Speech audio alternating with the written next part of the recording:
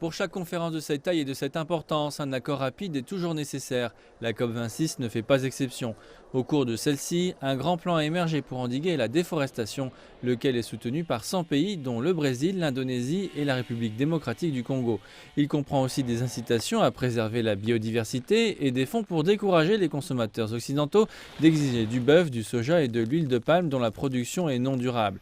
Au final, il s'agit d'un double acte, États-Unis-Grande-Bretagne.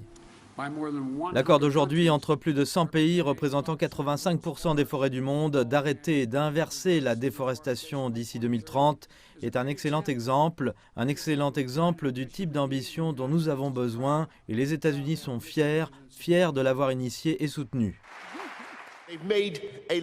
Ils ont pris un engagement historique à travailler ensemble pour arrêter et inverser la déforestation et la dégradation des terres d'ici 2030. Pas seulement arrêter, mais inverser.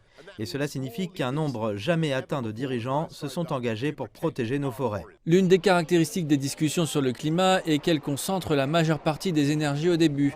Des célébrités comme Leonardo DiCaprio se sont d'ailleurs montrées très enthousiastes, mais derrière les sourires, ces rassemblements donnent également la parole à ces petites nations qui sont souvent beaucoup plus proches de la menace que leurs voisins plus riches. Franchement, il n'y a aucune dignité dans une mort lente et douloureuse. Autant bombarder nos îles au lieu de nous faire souffrir pour assister à notre disparition lente et inévitable. Dirigeants du G20, nous nous noyons et notre seul espoir est la bouée de sauvetage que vous tenez. Les dirigeants ont rempli leur rôle, c'est donc désormais aux équipes techniques de se plonger dans les détails. Sous-estimer l'intensité de négociations qui regroupent autant d'États-nations est un piège à éviter car il y a beaucoup de travail à faire. Mais deux accomplissements majeurs ont été atteints jusqu'à présent. L'accord sur la déforestation qui dispose d'un réel soutien et l'accord mené par les États-Unis et l'UE sur le méthane.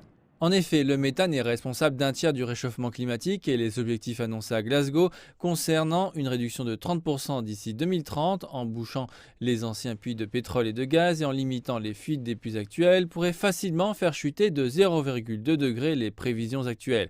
Bien sûr, d'autres grands producteurs de pétrole sont toujours attendus, mais même en l'état, les progrès lors de la COP26 sont très encourageants.